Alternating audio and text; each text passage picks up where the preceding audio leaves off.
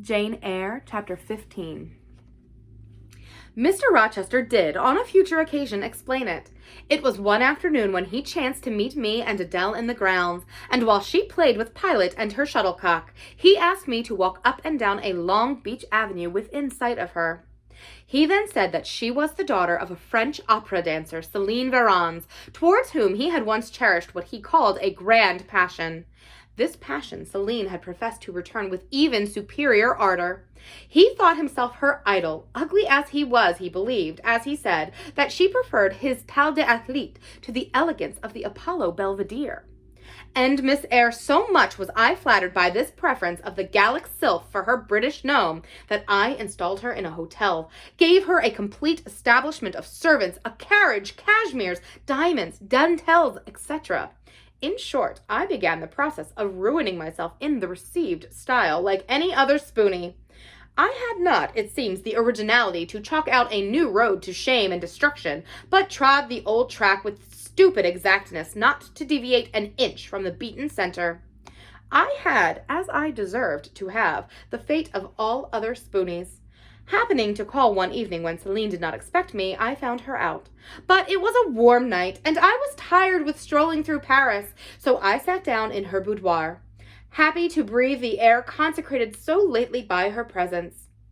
No, I exaggerate. I never thought there was any consecrating virtue about her.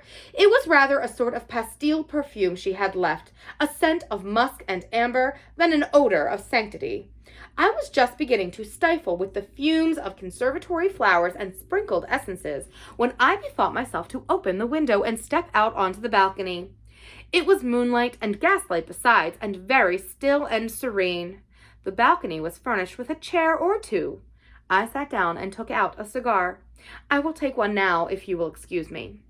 Here ensued a pause, filled up by the producing and lighting of a cigar. Having placed it to his lips and breathed a trail of Havana incense on the freezing and sunless air, he went on. I liked bonbons, too, in those days, Miss Eyre, and I was croquant, overlook the barbarism, croquant chocolate comfits, and smoking alternately, watching meantime the equipages that rolled along the fashionable streets towards the neighboring opera house, when in an elegant close carriage drawn by a pair of beautiful English horses, and distinctly seen in the brilliant city night, I recognized the voiture I had given Céline. She was returning. Of course, my heart thumped with impatience against the iron rails I leant upon. The carriage stopped, as I had expected, at the hotel door. My flame, that is the very word for an opera inamorata, alighted, though muffled in a cloak, an unnecessary encumbrance, by the by, on so warm a June evening. I knew her instantly by her little foot, seen peeping from the skirt of her dress as she skipped from the carriage step.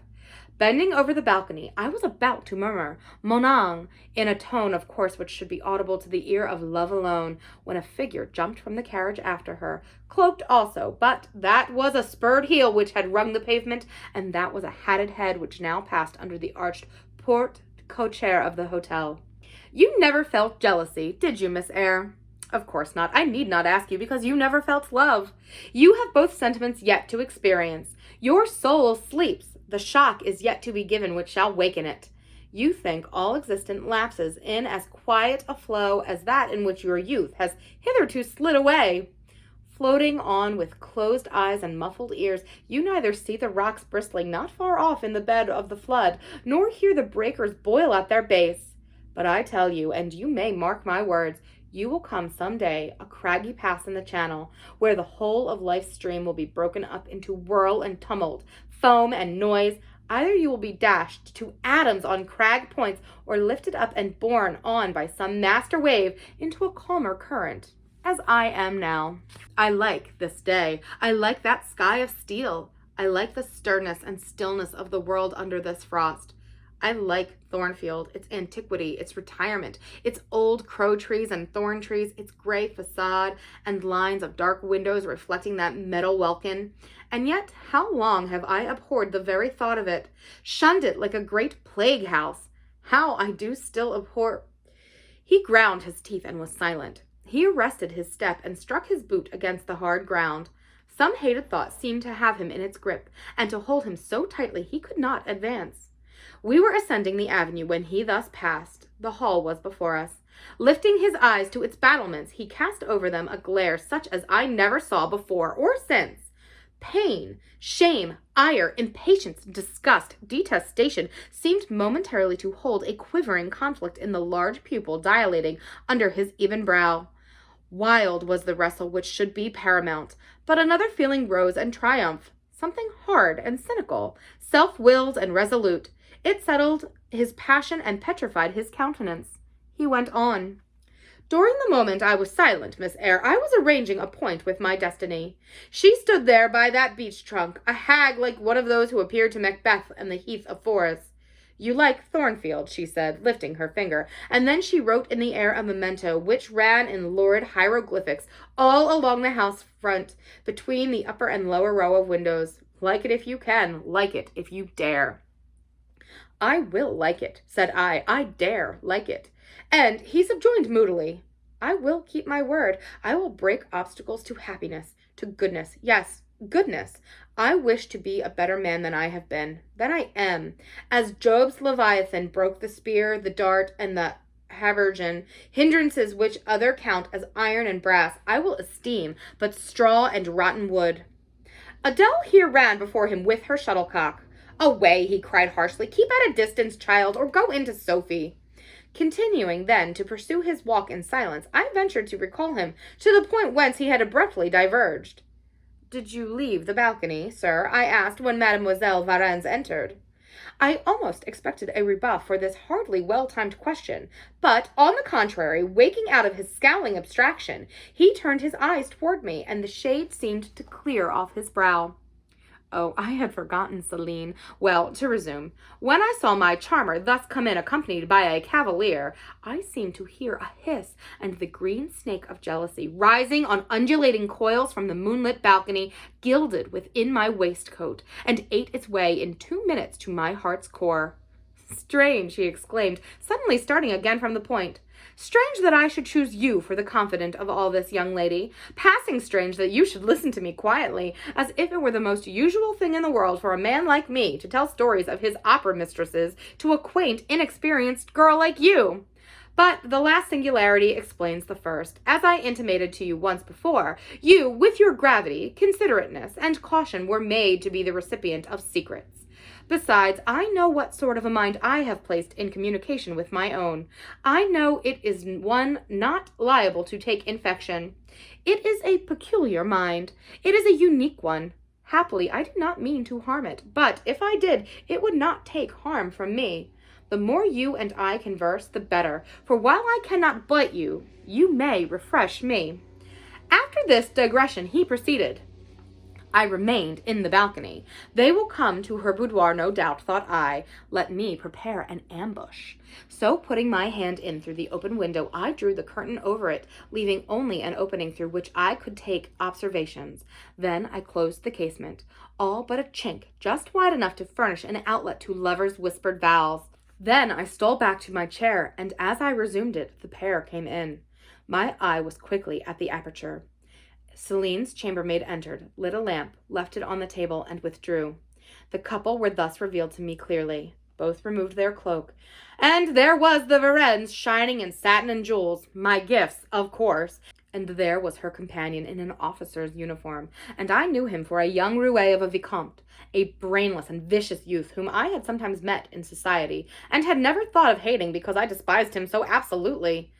On recognizing him, the fang of the snake jealousy was instantly broken, because at the same moment my love for Céline sank under an extinguisher. A woman who could betray me for such a rival was not worth contending for. She deserved only scorn, less, however, than I, who had been her dupe. They began to talk. Their conversation eased me completely.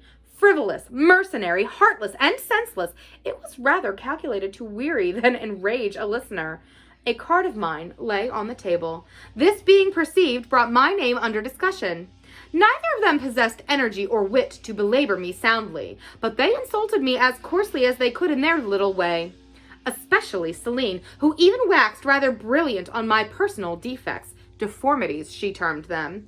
Now it had been her custom to launch out into fervent admiration of what she called my beauté malais, wherein she differed diametrically from you, who told me point blank at the second interview that you did not think me handsome. The contrast struck me at the time, and Adele here came running up again. Monsieur, John has just been to say that your agent has called and wishes to see you. Ah, in that case, I must abridge. Opening the window, I walked in upon them, liberated Celine from my protection, gave her notice to vacate her hotel, offered her a purse for immediate exigencies, disregarded screams, hysterics, prayers, protestations, convulsions, made an appointment with the Vicomte for a meeting at the Bois de Boulogne. Next morning, I had the pleasure of encountering him, left a bullet in one of his poor, etiolated arms, feeble as the wing of a chicken in the pip, and then I thought I had done with the whole crew. But unluckily the Varennes 6 months before had given me this filet Adele, who she affirmed was my daughter, and perhaps she may be, though I see no proof of such grim paternity written in her countenance. Pilot is more like me than she. Some years after I had broken with the mother, she abandoned her child and ran away to Italy with a musician or singer. I acknowledged no natural claim on Adele's part to be supported by me, nor do I now acknowledge any, for I am not her father, but hearing that she was quite destitute, I even took the poor thing out of the slime and mud of Paris, and transplanted it here to grow up clean in the wholesome soil of an English country garden. Mrs. Fairfax found you to train it, and now you know that it is the illegitimate offspring of a French opera girl. You will perhaps think differently of your post and protégé. You will be coming to me some day with notice that you have found another place, that you beg me to look for a new governess, etc. No, Adele is not answerable for either her mother's faults or yours.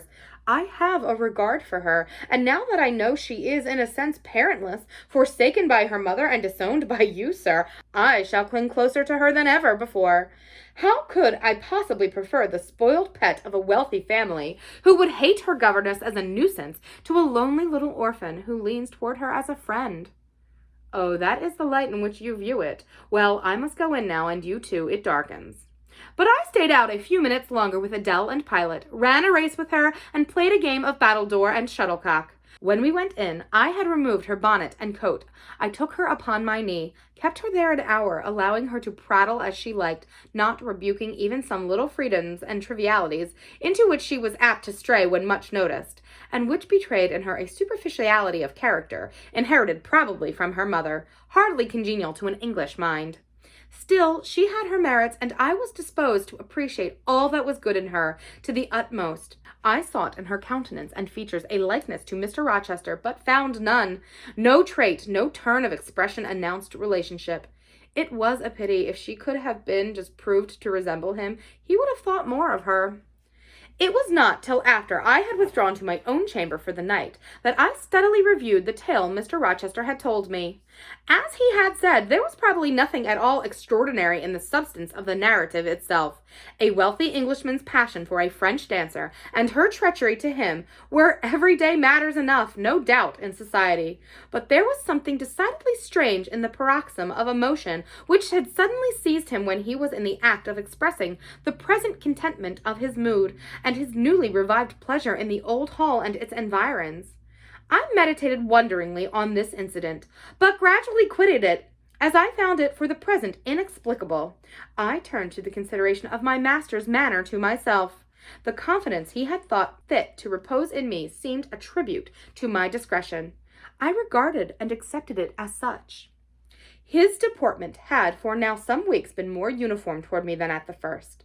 I never seemed in his way. He did not take fits of chilling hauteur when he met me unexpectedly. The encounter seemed welcome. He had always a word and sometimes a smile for me. When summoned by formal invitation to his presence, I was honored by a cordiality of reception that made me feel I really possessed the power to amuse him, and that these evening conferences were sought as much for his pleasure as for my benefit.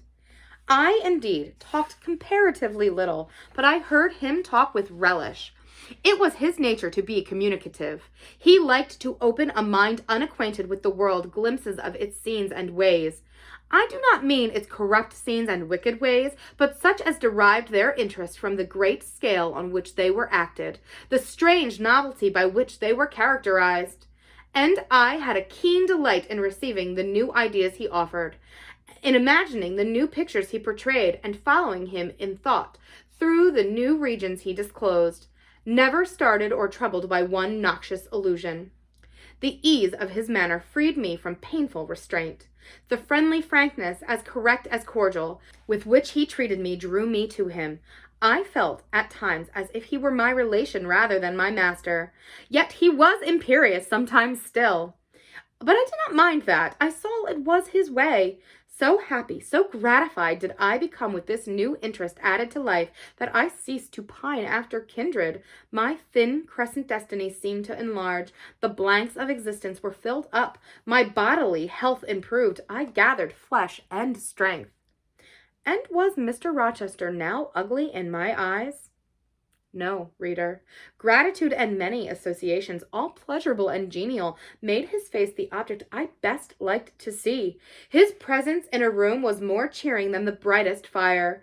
Yet I had not forgotten his faults. Indeed, I could not, for he brought them frequently before me. He was proud, sardonic, harsh to inferiority of every description. In my secret soul, I knew that his great kindness to me was balanced by unjust severity to many others. He was moody, too, unaccountably so. I, more than once, when sent for to read to him, found him sitting in his library alone, with his head bent on his folded arms, and when he looked up, a morose, almost a malignant scowl blackened his features. But I believed that his moodiness, his harshness, and his former faults of morality, I say former, for now he seemed corrected of them, had their source in some cruel cross of fate. I believed he was naturally a man of better tendencies, higher principles, and purer taste than such as circumstances had developed, education instilled, or destiny encouraged. I thought there were excellent materials in him, though for the present they hung together somewhat spoiled and tangled. I cannot deny that I grieved for his grief, whatever that was, and would have given much to assuage it. Though I had now extinguished my candle and was laid down in bed, I could not sleep for thinking of his look when he paused in the avenue, and told how his destiny had risen up before him and dared him to be happy at Thornfield. Why not, I asked myself. What alienates him from the house? Will he leave it again soon? Mrs. Fairfax said he seldom stayed here longer than a fortnight at a time, and he has now been resident 8 weeks. If he does go, the change will be doleful. Suppose he should be absent spring, summer, and autumn. How joyless sunshine and fine days will seem. I hardly know whether I had slept or not after this musing. At any rate, I started wide awake on hearing a vague murmur, peculiar and lugubrious, which sounded, I thought, just above me.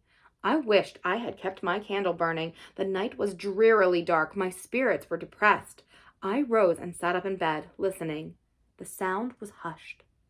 I tried again to sleep, but my heart beat anxiously. My inward tranquillity was broken. The clock far down in the hall struck 2. Just then it seemed my chamber door was touched, as if fingers had swept the panels in groping away along the dark gallery outside. I said, "Who is there?" Nothing answered. I was chilled with fear. All at once I remembered that it might be Pilot, who, when the kitchen door chanced to be left open, not unfrequently found his way up to the threshold of Mr. Rochester's chamber. I had seen him lying there myself in the mornings. The idea calmed me somewhat. I lay down. Silence composes the nerves, and as an unbroken hush now reigned again through the whole house, I began to feel the return of slumber. But it was not fated that I should sleep that night. A dream had scarcely approached my ear when it fled, affrighted, scared by a marrow-freezing incident enough. This was a demonic laugh, low, suppressed, and deep, uttered as it seemed at the very keyhole of my chamber door. The head of my bed was near the door, and I thought at first the goblin laughter stood at my bedside, or rather crouched by my pillow. But I rose, looked around, and could see nothing, while, as I still gazed, the unnatural sound was reiterated, and I knew it came from behind the panels. My first impulse was to rise and fasten the bolt. My next, again, to cry out, "Who is there?" Something gurgled and moaned. Ere long, steps retreated up the gallery towards the 3rd-story staircase. A door had lately been made to shut in that staircase. I heard it open and close, and all was still. Was that Grace Poole? And is she possessed with a devil? Thought I. Impossible now to remain longer by myself. I must go to Mrs. Fairfax. I hurried on my frock and a shawl. I withdrew the bolt and opened the door with a trembling hand. There was a candle burning just outside and on the matting in the gallery. I was surprised at this circumstance, but still more was I amazed to perceive the air quite dim, as if filled with smoke, and while looking to the right hand and left, to find whence these blue wreaths issued, I became further aware of a strong smell of burning. Something creaked. It was a door ajar, and that door was Mr. Rochester's, and the smoke rushed in a cloud from thence. I thought no more of Mrs. Fairfax. I thought no more of Grace Poole or the laugh. In an instant I was within the chamber. Tongues of flame darted round the bed. The curtains were on fire. In the midst of the blaze and vapor, Mr. Rochester lay stretched, motionless, in deep sleep. "Wake! Wake!" I cried. I shook him, but he only murmured and turned. The smoke had stupefied him. Not a moment could be lost. The very sheets were kindling. I rushed to his basin and ewer. Fortunately, one was wide and the other deep, and both were filled with water. I heaved them up, deluged the bed and its occupant, flew back to my own room, brought my own water jug, baptized the couch afresh, and by God's aid succeeded in extinguishing the flames which were devouring it. The hiss of the quenched element, the breakage of a pitcher which I had flung from my hand when I had emptied it, and above all, the splash of the shower bath I had liberally bestowed, roused Mr. Rochester at last. Though it was now dark, I knew he was awake, because I heard him fulminating strange anathemas at finding himself lying in a pool of water. "Is there a flood?" he cried.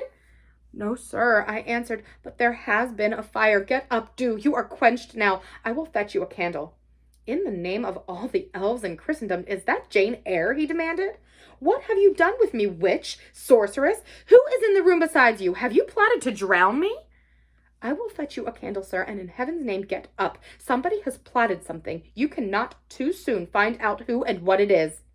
"There, I am up now, but at your peril you fetch a candle yet. Wait 2 minutes till I get into some dry garments, if any dry there be. Yes, here's my dressing gown. Now run." I did run. I brought the candle, which still remained in the gallery. He took it from my hand, held it up, and surveyed the bed, all blackened and scorched, the sheets drenched, the carpet round, swimming in water. "What is it, and who did it?" he asked. I briefly related to him what had transpired, the strange laugh I had heard in the gallery, the step ascending to the 3rd story, the smoke, the smell of fire which had conducted me to his room, in what state I had found matters there, and how I had deluged him with all the water I could lay hands on. He listened very gravely. His face, as I went on, expressed more concern than astonishment. He did not immediately speak when I had concluded. "Shall I call Mrs. Fairfax?" I asked. "Mrs. Fairfax? No. What the deuce would you call her for? What can she do? Let her sleep unmolested." "Then I will fetch Leah and wake John and his wife." "Not at all. Just be still. You have a shawl on. If you are not warm enough, you may take my cloak yonder. Wrap it about you and sit down in the armchair there. I will put it on.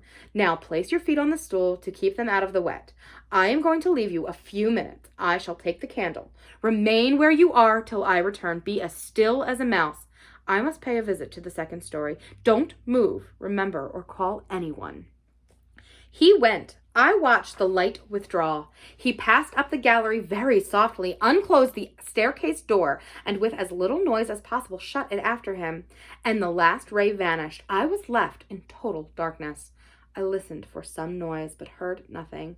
A very long time elapsed. I grew weary. It was cold in spite of the cloak, and then I did not see the use of staying, as I was not to rouse the house.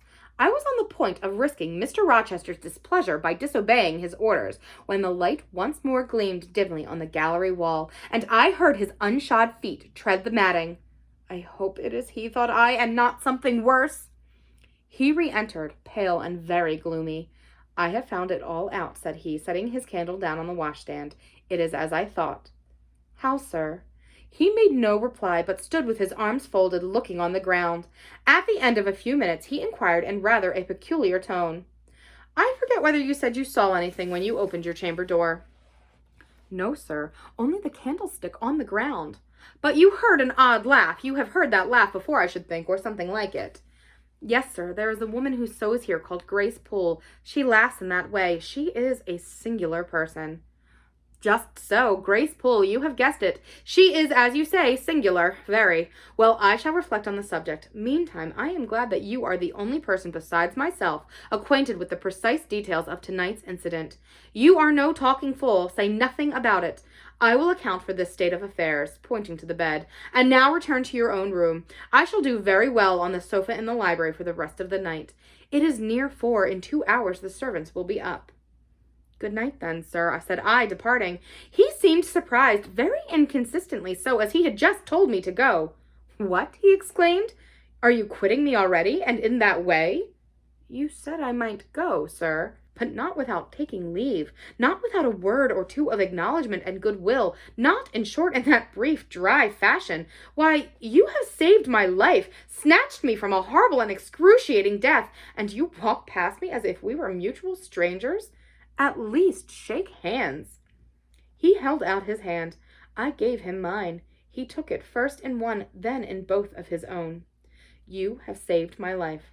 I have a pleasure in owing you so immense a debt. I cannot say more. Nothing else that has being would have been tolerable to me in the character of creditor for such an obligation but you. It is different. I feel your benefits no burden, Jane. He paused, gazed at me. Words almost visible trembled on his lips, but his voice was checked. Good night again, sir. There is no debt, benefit, burden, obligation in the case. I knew, he continued, you would do me good in some way at some time. I saw it in your eyes when I first beheld you. Their expression and smile did not... Again he stopped. Did not...